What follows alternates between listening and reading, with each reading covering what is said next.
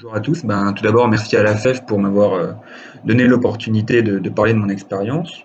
Donc moi, je m'appelle Julien, j'ai 24 ans et voilà, je suis ingénieur d'études et développement au sein d'une structure de conseil informatique qui s'appelle Sardel Conseil. Donc j'ai vécu à Nanterre et j'étais à la fac de Nanterre durant mes premières années. Maintenant, je travaille à Noisy-le-Grand. Alors, au niveau de ma formation, ça a été assez diversifié. Je me suis réorienté en sciences politiques à Nanterre, donc c'est surtout de la socio et du droit. Euh, c'est là où vraiment j'ai adoré cette licence-là. Les cours étaient géniaux.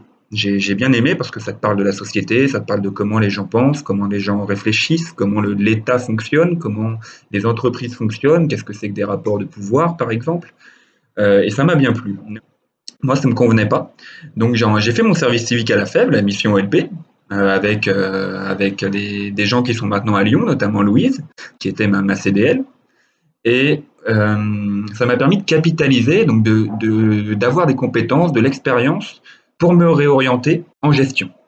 J'ai dit travailler en équipe, j'avais l'habitude de gérer des projets, et ça m'a donc permis voilà, de faire un petit dossier et de changer d'UFR à la fac de Nanterre. Donc concrètement, j'ai juste changé de bâtiment.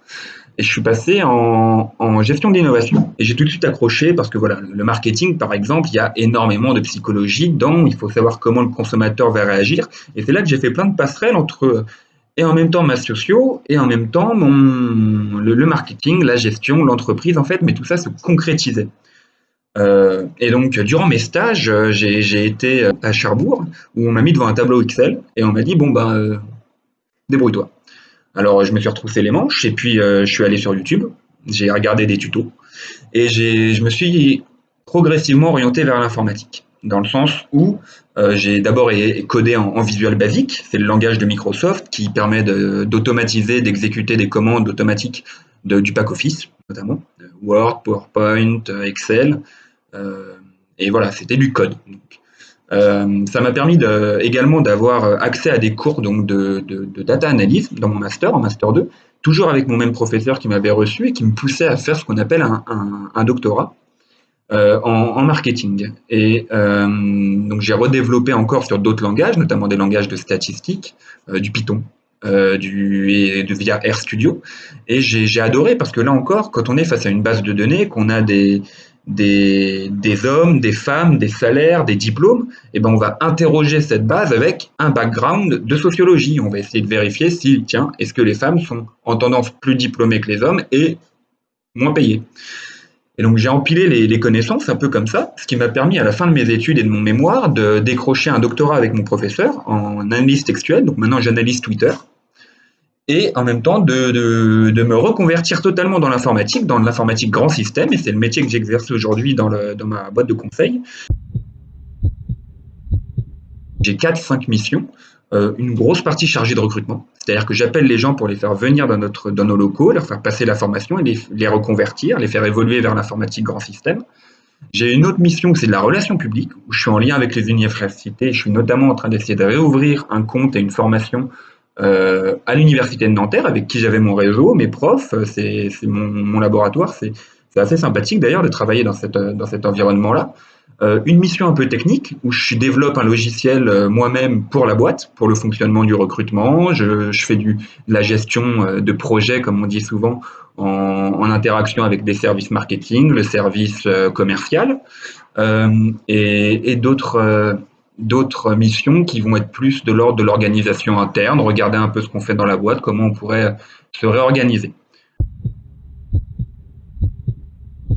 Et c'est vraiment moi ce que j'aime bien dans l'informatique, et c'est vraiment ce qui me motive aussi, c'est que ça t'ouvre plein de portes. Dans le sens où tu es en interaction avec des gens qui sont de formations différentes. Et voilà, ça c'était vraiment pour le secteur. Après, dans mes missions, notamment relations publiques et relations avec les universités, partenariats et recrutement, ce que j'aime bien, voilà, c'est ce travail sociologique, d'essayer de convaincre les gens, de monter, de créer de la valeur sur une proposition qu'on a à faire entre nous, on va offrir des formations, créer du réseau, utiliser nos connaissances qu'on fait déjà. C'est quelque chose que j'aime beaucoup. Le technique aussi, c'est quelque chose que j'aime bien, coder, dans le sens où c'est fixe. C'est-à-dire qu'une ligne de code, c'est une ligne de code. Tandis que approcher quelqu'un pour du commerce, mais il faut travailler des argumentaires, il faut faire du marketing, et c'est voilà, deux phases que moi j'aime beaucoup. On peut tout faire, dans le sens où vous avez la capacité de créer. Vous avez bien plus de capacité que vous pouvez l'imaginer. Et il faut, voilà, s'il y avait quelque chose à faire, c'est qu'il y a pas d'intelligence comme ça supposée, il y a juste de la volonté. Et il ne faut pas viser le sommet de la montagne, quelque chose d'inaccessible, mais plutôt se trouver des petits objectifs pour identifier un sentier qui nous permette d'escalader.